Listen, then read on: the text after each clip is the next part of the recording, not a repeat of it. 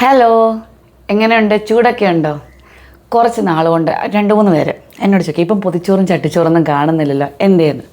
എന്നാൽ പിന്നെ ഇന്ന് വീട്ടിലുണ്ടായിരുന്ന ചൂട് കാരണം പുറത്തോട്ട് ഇറങ്ങാൻ പറ്റത്തില്ല. അപ്പോൾ ഒരു ചട്ടിച്ചോറ് ഉണ്ടാക്കിയേക്കാന്ന് വിചാരിച്ചു. തട്ടിക്കൂട്ടി ചട്ടിച്ചോറ് തന്നെയാണേ. സ്പെഷ്യലായിട്ട് അങ്ങനെ പ്രത്യേകിച്ച് എടുത്ത് പറയുന്ന ഒന്നുമില്ല.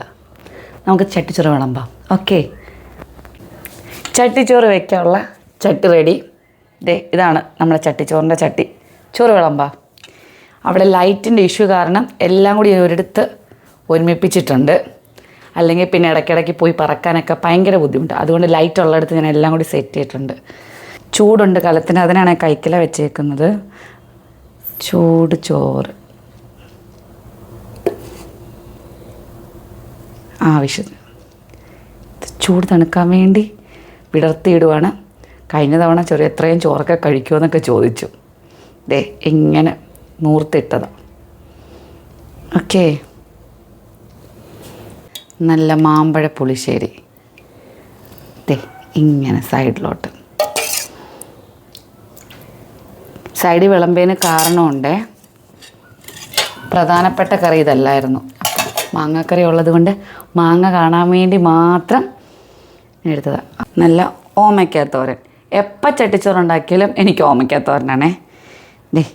ഓമയ്ക്കാത്തോരൻ ലേശമേ വിളമ്പുന്നുള്ളൂ. കാരണം എല്ലാം കൂടി ആകുമ്പോഴേ ഭയങ്കരമായിട്ട് ഹെവി ആയിപ്പോവും. കഴിഞ്ഞ തവണ അത് തിന്ന് തീർക്കാൻ ഭയങ്കര പാടുപെട്ടു. അടുത്തത് ഉരുളൻകിഴങ്ങ് മെഴുക്ക് പുരട്ടി.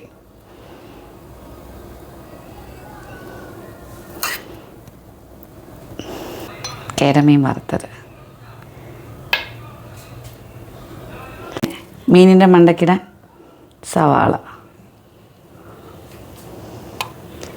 പിന്നെ സ്പെഷ്യലായിട്ട് മുട്ട പൊരിച്ചത്. ഫുൾ മുട്ട കഴിക്കത്തില്ല, അതുകൊണ്ട് ഹാഫ് മുട്ട. അതാണ്ട് നല്ല മുളകിട്ട കേരക്കറി. അതുകൊണ്ട് നമ്മൾ കേരക്കറി.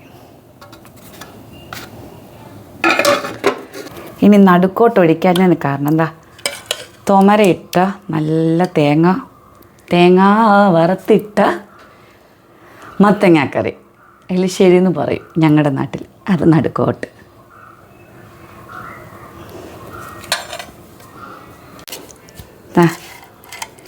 എലിശ്ശേരി ഉണ്ടെങ്കിൽ കട്ടത്തൈര്.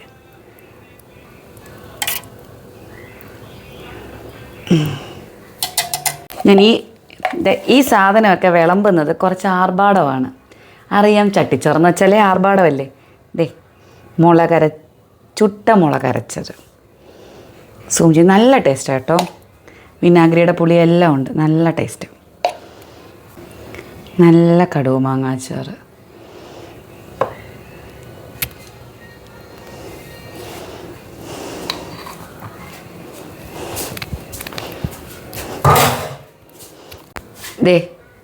ബീഫോ ചിക്കനോ ഇല്ലാത്തത് കൊണ്ട് ഡബിൾ ഹോഴ്സിൻ്റെ മീനച്ചാർ.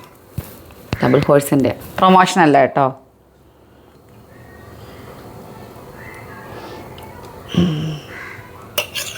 പിന്നെ ഇതൊക്കെ സത്യം പറഞ്ഞ ആർഭാടോ. ചട്ടിച്ചോറിന് ഇതൊന്നും ആവശ്യമില്ല.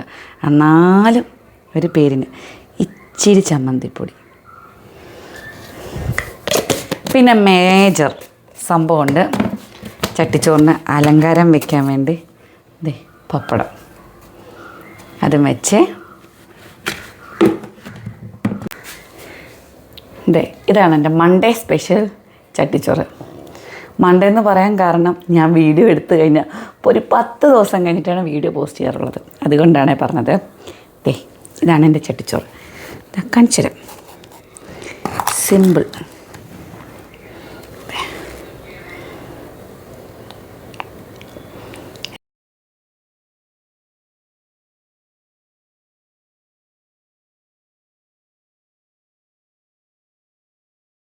ചട്ടിച്ചോറ് കഴിക്കാം.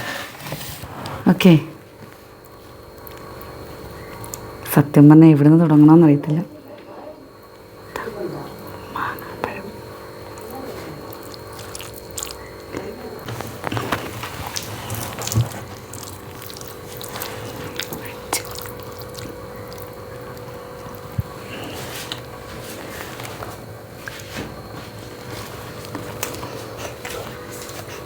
സത്യം കൊള്ളാമോ?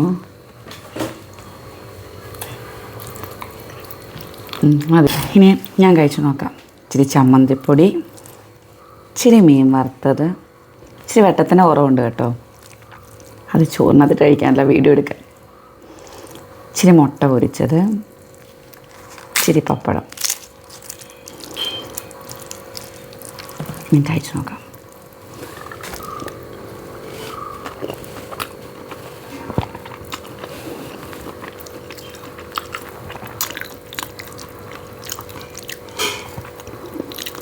സൂപ്പർ.